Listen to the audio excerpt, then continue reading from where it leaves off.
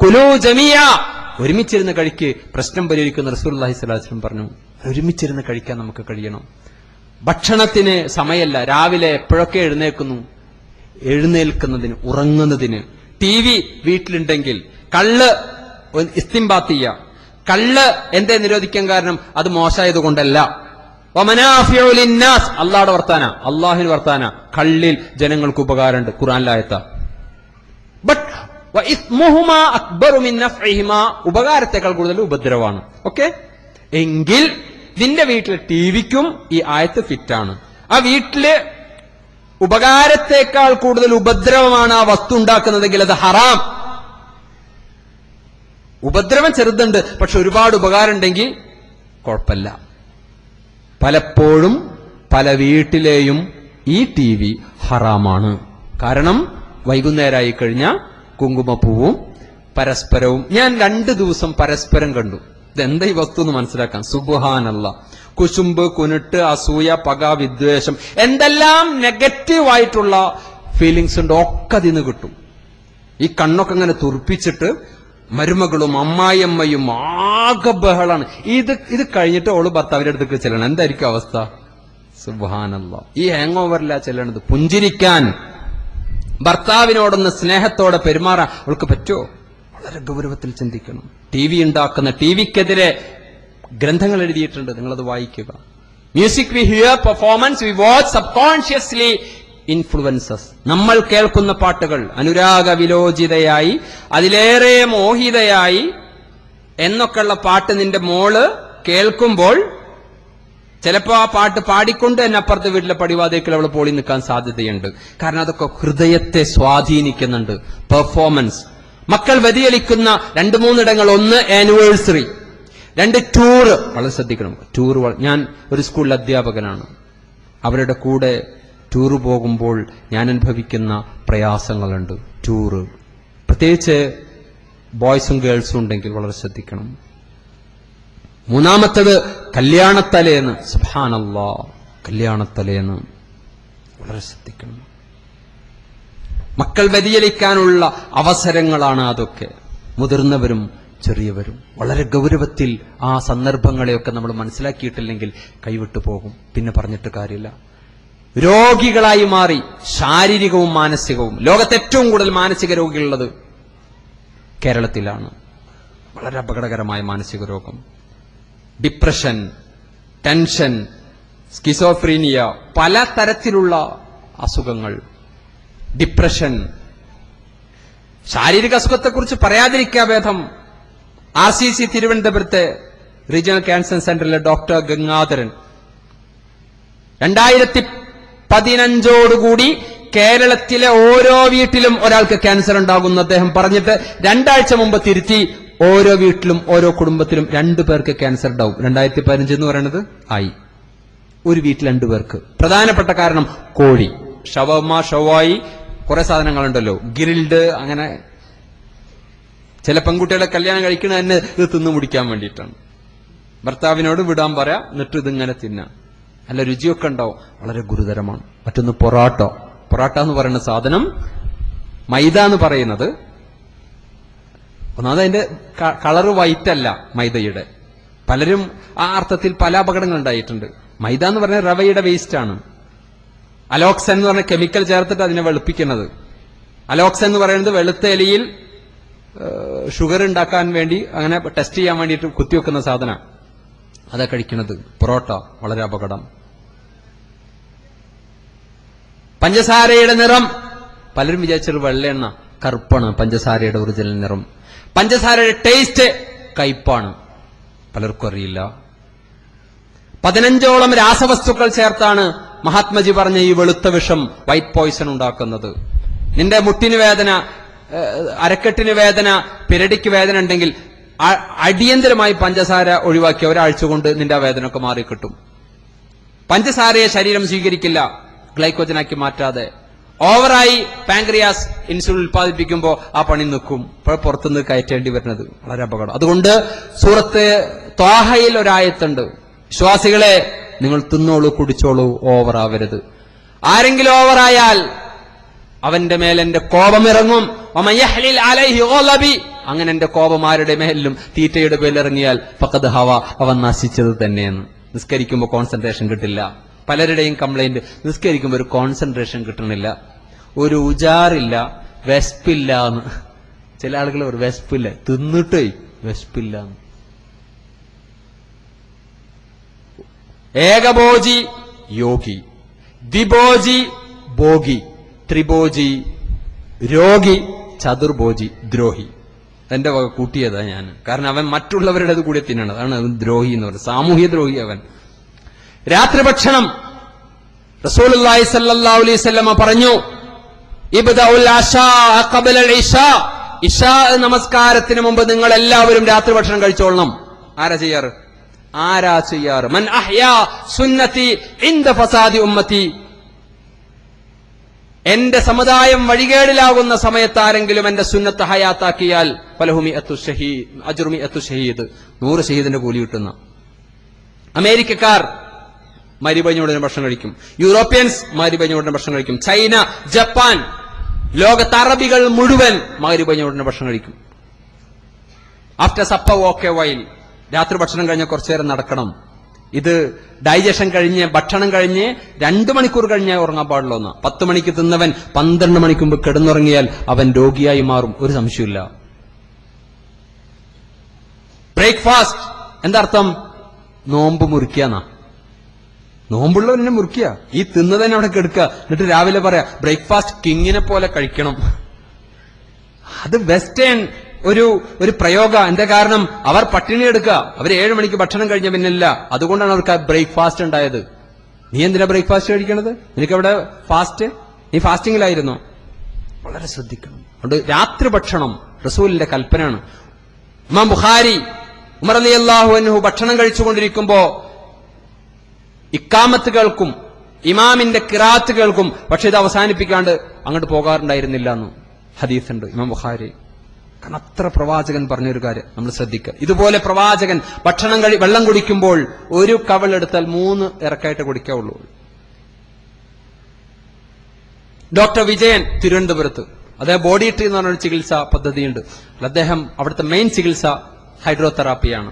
രാവിലെ എഴുന്നേറ്റാൽ 3 ഗ്ലാസ് ശുദ്ധജലം കഴിക്കുക. അദ്ദേഹം പറയുന്നത് ചുമരിലേക്ക് ഒരു കപ്പ് വെള്ളം ഒഴിച്ചാൽ നേരെ താഴേക്കെത്തും, കുറേശ്ശെ ഒഴിച്ചാൽ ചുമര് സ്വീകരിക്കും. ഇതുപോലെയാണ് നമ്മുടെ ശരീരം. ഒന്നിച്ചു കുടിച്ചാൽ യൂറിനറി ബ്ലാഡറിൽ അത് കെട്ടിക്കിടക്കും, പെട്ടെന്ന് യൂറിനായിട്ട് പോകും, അത് കിഡ്നിയെ ബാധിക്കും. കുറേശ്ശെ കുടിക്കുക, എല്ലാം സാവകാശം. അലൈക്കും ബിസ്സക്കീന, ശാന്തമാവുക. ഒറ്റ കാര്യം കൂടി പറഞ്ഞ് അവസാനിപ്പിക്കുകയാണ്. ഇതൊരു വലിയ വിഷയമാണത്. Vitamin A, B, C, D കണ്ണിന്റെ ആരോഗ്യത്തിന് വളരെ പ്രധാനമാണ്. എവിടുന്ന് വൈറ്റമിൻ ഡി കിട്ടുന്നുണ്ട്? സൺലൈറ്റ് നമ്മൾ കൊള്ളാറില്ല. അത് രാവിലെ കുറച്ചു നേരം സൂര്യ വെളിച്ചം, അല്ലെങ്കിൽ സന്ധ്യാസമയത്ത് കുറച്ചു നേരം സൂര്യ വെളിച്ചം. പോക്കുവെയിൽ കൊണ്ടാൽ പൊന്നാകുന്ന, വളരെ ആരോഗ്യപരമായി ഇസ്ലാം ഇതൊക്കെ വളരെ ചർച്ച ചെയ്തിട്ട്. ഉറങ്ങുമ്പോൾ വലതുഭാഗം ചെരിഞ്ഞു കിടക്കുക. ഇടതുഭാഗത്താണ് കിഡ്നി ഉള്ളത്, പാൻക്രിയാസ് ഉള്ളത്, സ്റ്റൊമക്ക് ഉള്ളത്, ഹാർട്ട് ഉള്ളത്. ഇവിടെ പ്രസ് ചെയ്ത് കിടക്കാൻ പാടില്ല. വലതുഭാഗം ചെരിഞ്ഞു കിടക്കുക, വടക്ക് ഭാഗത്തേക്ക് തലവെക്കുക, തെക്ക് ഭാഗത്തേക്ക് കാലുവെക്കുക. ഇങ്ങനെ ഇസ്ലാം ഒരു കുടുംബം എന്ന് പറയുന്നത് നിസ്സാരമായ കാര്യമില്ല, എല്ലാം കൂടി അടങ്ങുന്ന ഒരു പാക്കേജാണത്. മസ്കൻ, ബൈത്ത്, ദാർ, മൻസിൽ, 4 പ്രയോഗങ്ങളാണുള്ളത്. മസ്കൻ ശാന്തിഭവൻ, വീട് അശാന്തിയുടെ ഇടങ്ങളാണെന്ന് പലയിടത്തും. വീടിന്റെ മുറ്റം വീടിന്റെ അലങ്കാരാണ്.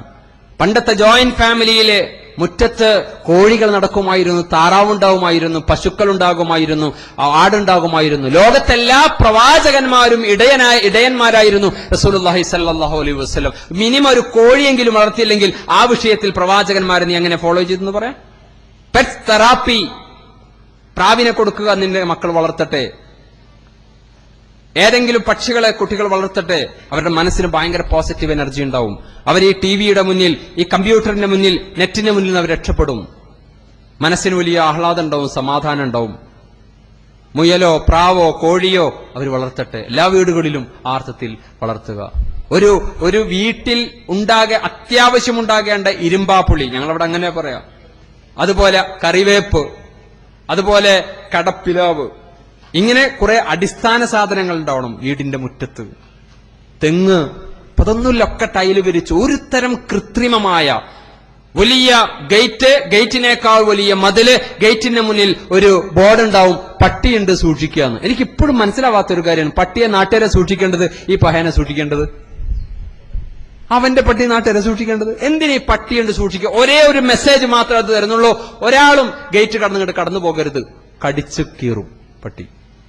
സുബ്ഹാനല്ലാഹ്. ഉപ്പയായാലും ശരി ഉമ്മയായാലും ശരി. അല്ലെങ്കിൽ പിന്നെ അവന്റെ കഴുത്തിലാ തൂക്കേണ്ടത്, ഇടക്കിടക്ക് നോക്കാൻ പട്ടിയുണ്ട് സൂക്ഷിക്കണമെന്ന്.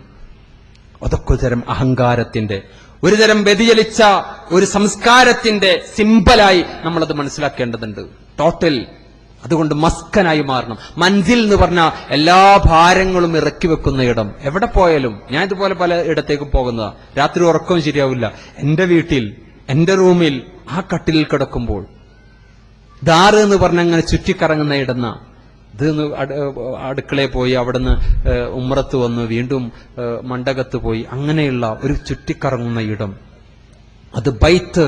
രാത്രി ഏറ്റവും ഉറങ്ങാൻ ഏത് പഞ്ചനക്ഷത്ര ഹോട്ടലിൽ ഉറങ്ങിയാലും കിട്ടാത്ത സുഖം നിന്റെ വീട്ടിൽ ഉമ്മയും ഉപ്പയും ഒക്കെയുള്ള വീട്ടിൽ കിട്ടും. വീട്ടിലെ മുത്തച്ഛൻ, വീട്ടിലെ വല്ലിപ്പ വല്യമ്മ, അതൊരു വലിയ അലങ്കാരമാണ്. പണ്ടൊരു ചാരുകസേര ഉണ്ടാകും, അത് സുപ്രീം കോർട്ടാണ് പ്രശ്നങ്ങൾ അവിടെ പരിഹരിച്ചിരുന്നത്. ഇന്നങ്ങനെയില്ല. അന്ത്യനാളായി കഴിഞ്ഞാൽ റെസ്പെക്ട് നഷ്ടപ്പെടും. എന്ത് വല്ലിപ്പ, എന്ത് വല്യമ്മ, എന്തുമ്മ.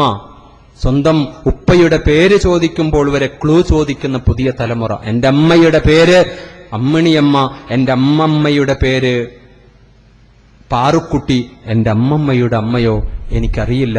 ഇതാണെന്റെ അറിവിന്റെ പരിമിതി, ഇതിലെന്നല്ല എല്ലാത്തിലും എന്ന് കുഞ്ഞുണ്ണി മാഷ് പറയുന്നുണ്ട്. നാം തിരിച്ചറിയേണ്ട യാഥാർത്ഥ്യം, ഉമ്മയെ അറിയാത്തവൻ, ഉപ്പയെ അറിയാത്തവൻ, സ്വന്തം മക്കളെ തിരിച്ചറിയാത്തവൻ, ഏറ്റവും വലിയ ശിക്ഷ അന്ത്യനാളിൽ ലഭിക്കുക മൻ ജഹില അഹ്ലു, സ്വന്തം കുടുംബത്തെ അറിയാത്തവനാണെന്ന് റസൂലുള്ളാഹി സ്വല്ലല്ലാഹു അലൈഹി വസല്ലം പറഞ്ഞു. ആർക്കെങ്കിലും പണം വർദ്ധിക്കണമെന്ന് ആഗ്രഹിക്കുന്നുണ്ടോ? റസൂലിന്റെ ചോദ്യം. ആർക്കെങ്കിലും ആയുസ് വർദ്ധിക്കണമെന്ന് ആഗ്രഹമുണ്ടോ? ഫല്യസിൽ റഹിമ, കുടുംബ ബന്ധം ഊട്ടിയുറപ്പിക്കട്ടെ. യാ റസൂലല്ലാഹ് ഇന്നി അസബ്തു ദംബൻ, ഞാനൊരു പാപം ചെയ്തു പോയി റസൂലേ, എനിക്ക് തൗബയുണ്ടോ? റസൂലിന്റെ മറുപടി, നിനക്ക് ഉമ്മ ജീവിച്ചിരിക്കുന്നുണ്ടോ? അപ്പൊ പറഞ്ഞു, ഇല്ല, ഉമ്മ മരിച്ചുപോയി. ഖാലത്തുണ്ടോ? ഉമ്മാടെ സിസ്റ്റേഴ്സ് ഉണ്ടോ? നഅം, എങ്കിൽ ഫബിർറഹ, ഉമ്മാടെ സിസ്റ്ററിന് ഖിദ്മത്ത് ചെയ്താൽ നിന്റെ പാപം പൊറുക്കുന്നു. ഉമ്മയുടെ എളാമയോടും മൂത്തുമ്മയോടും അൽ ഖാലത്തു ബി മൻസിലത്തിൽ ഉമ്മ എന്ന് റസൂലുള്ളാഹി സ്വല്ലല്ലാഹു അലൈഹി വസല്ലം പറഞ്ഞു. ഉമ്മയുടെ സഹോദരിമാർ ഉമ്മയുടെ സ്ഥാനത്താണ്, ഉപ്പയുടെ സഹോദരന്മാർ ഉപ്പയുടെ സ്ഥാനത്താണ്. എളാപ്പയെയും മൂത്താപ്പയെയും ഒക്കെ ഉപ്പയെ കാണുന്നത് പോലെ കാണണം. എളാമയെയും മൂത്തുമ്മയെയും ഉമ്മയെ കാണുന്നത് പോലെ കാണാൻ കഴിയണം. സിലത്തുർ റഹിം വളരെ പ്രധാനപ്പെട്ട കാര്യമാണ്. ഞാൻ അവസാനിപ്പിക്കുകയാണ്. ആഖിറം രക്ഷപ്പെടണമെങ്കിൽ യയ്യുഹല്ലദീന ആമനു, വിശ്വാസികളെ, ഖൂ അൻഫുസക്കും, നിങ്ങൾ മാത്രം രക്ഷപ്പെട്ടാൽ പോരാ, വഅഹ്ലീക്കും നാറാ, കത്തിജ്വലിക്കുന്ന നരകം. ആയിഷ റളിയല്ലാഹു അൻഹ കരയാണ്. ഫമാ യുബ്കീക്, എന്താ മോളെ കരയണത്? നബി ചോദിച്ചു. റസൂലേ, ഞാൻ നരകത്തെക്കുറിച്ച് ഓർത്ത് കരയാണ്, നരകത്തെക്കുറിച്ച് ഓർത്ത് കരയാണ്. റസൂലേ, കത്തിയാളുന്ന നരകത്തിൽ നിന്ന് എന്നെ രക്ഷപ്പെടുത്തുക, ആ സമയത്ത് ഖിയാമത്ത് നാളിൽ എന്നെ ഓർക്കില്ലേ? റസൂല് പറഞ്ഞു, അമാഫി സലാസി മവാത്തിൻ, 3 സന്ദർഭങ്ങളിൽ ആരെയും ഓർമ്മ ഉണ്ടാവില്ല ആയിഷ. മീസാൻ, കിതാബ് വലത് കൈയിലോ ഇടത് കൈയിലോ, സിറാത്ത് പാലം, കത്തിജ്വലിക്കുന്ന നരകത്തിന്റെ മുകളിലൂടെ ഇരിക്കുക പാലെന്നാണ്. പലരും പാതി വഴിയിൽ അതിൽ വീണു വെന്തെരിയുന്നാണ്. വളരെ ഗുരുതരമായൊരു കാലം വരാനിരിക്കുന്നു. ഇവിടെ രക്ഷപ്പെടണമെങ്കിൽ മക്കളെ വളരെ ഗൗരവത്തിൽ നോക്കണം. നാളെ ചില മാതാപിതാക്കൾക്ക് കിരീടം വെച്ചു കൊടുക്കും ഉത്തര അല്ലാഹു. അപ്പൊ ചോദിക്കും, ഇത്ര വലിയ സ്ഥാനം ലഭിക്കാൻ ഞാൻ ഒന്നും ചെയ്തിട്ടില്ലല്ലോ. അപ്പൊ പറയും, ലിസ്തിഗ്ഫാരി വലദിഹ, അവളുടെ മക്കളുടെ ഇസ്തിഗ്ഫാർ, എൻ്റെ ഉമ്മാക്ക് പുറത്തു കൊടുക്കണേ, എൻ്റെ വാപ്പാക്ക് പുറത്തു കൊടുക്കണേ എന്ന് പറഞ്ഞതിന്റെ പേരിൽ കിട്ടിയ സ്ഥാനാണെന്നും. മക്കൾ നമുക്ക് സ്വർഗമാണ്, മക്കൾ നമ്മുടെ നരകവും ആണ്. അല്ലാഹു റബ്ബുൽ ഇസ്സത്ത് സ്വർഗസ്ഥരായ മക്കളെ നമുക്ക് എവർക്കും പ്രദാനം ചെയ്ത് അനുഗ്രഹിക്കുമാറാകട്ടെ. നരകത്തിൽ നിന്ന് നമ്മുടെ മക്കളെയും നമ്മയും അല്ലാഹു കാത്തുരക്ഷിക്കുമാറാകട്ടെ. സമാധാനത്തിന്റെ മസ്കൻ ആയി നമ്മുടെ ഭവനങ്ങളെ അള്ളാഹു മാറ്റി തീർക്കുമാറാകട്ടെ. നമ്മിൽ നിന്നുപോയ പാപങ്ങൾ അള്ളാഹു പുറത്തു തരുമാറാകട്ടെ.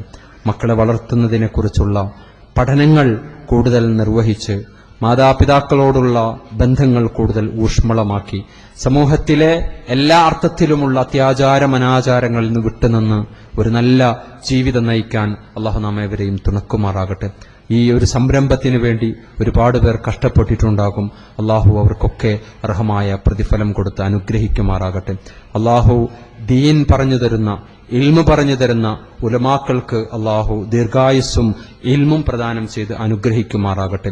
അള്ളാഹു നമ്മുടെ മക്കളെ ആലിമീങ്ങളാക്കി വളർത്തി അനുഗ്രഹിക്കുമാറാകട്ടെ. അള്ളാഹു നമ്മിൽ നിന്ന് അറിഞ്ഞും അറിയാതെയും വന്നു പോയ മുഴുവൻ പാപങ്ങളും നമുക്കെവർക്കും പുറത്തുനിന്ന് അനുഗ്രഹിക്കുമാറാകട്ടെ. നമ്മുടെ ബിസിനസ്സുകളിൽ, ഇടപാടുകളിൽ അള്ളാഹു റബ്ബുൽ ഇസ്സത്ത് ബറക്കത്ത് ചൊരിഞ്ഞു തരുമാറാകട്ടെ. വലിയ വലിയ ആക്സിഡന്റുകൾ, വലിയ വലിയ ദുരന്തങ്ങൾ അള്ളാഹു നമ്മെവരെയും കാത്തുരക്ഷിക്കുമാറാകട്ടെ. ക്യാൻസർ അടക്കമുള്ള വലിയ വ്യാധികൾ അള്ളാഹു നമുക്കാർക്കും ആ അർത്ഥത്തിലുള്ള ഗുരുതരമായ ശിക്ഷ, പരീക്ഷണം തരാതിരിക്കുമാറാകട്ടെ.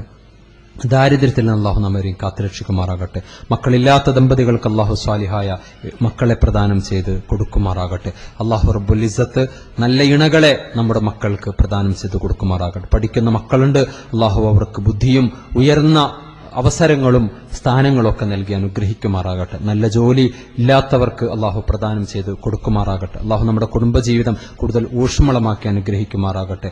ഭാര്യയോട് ഏറ്റവും നന്നായി പെരുമാറുന്ന ഭർത്താക്കന്മാരിൽ അള്ളാഹു നമ്മെ ഉൾപ്പെടുത്തി അനുഗ്രഹിക്കുമാറാകട്ടെ. ഭർത്താക്കന്മാരുടെ ഏറ്റവും മാന്യമായും നന്നായും പെരുമാറുന്ന ഭാര്യമാരിൽ അള്ളാഹു സ്ത്രീകളെ ഉൾപ്പെടുത്തി അനുഗ്രഹിക്കുമാറാകട്ടെ. റബ്ബന ഹബലനാ മിൻ അസ്വാജിന വദുരിയാതിന ഖുർറത അയ്ൻ വജഅൽനാ ലിൽമുത്തഖീന ഇമാമ. അല്ലാഹുമ്മ അജ്ർനാ മിനൻ നാർ. അല്ലാഹുമ്മ ഇന്നാ നസ്അലുകൽ ഫിർദൗസൽ അഅല. اللهم هون علينا سكرات الموت.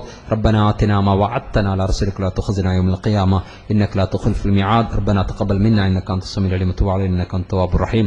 واغفر لنا يا غافر المذنبين آمين برحمتك يا أرحم الراحمين.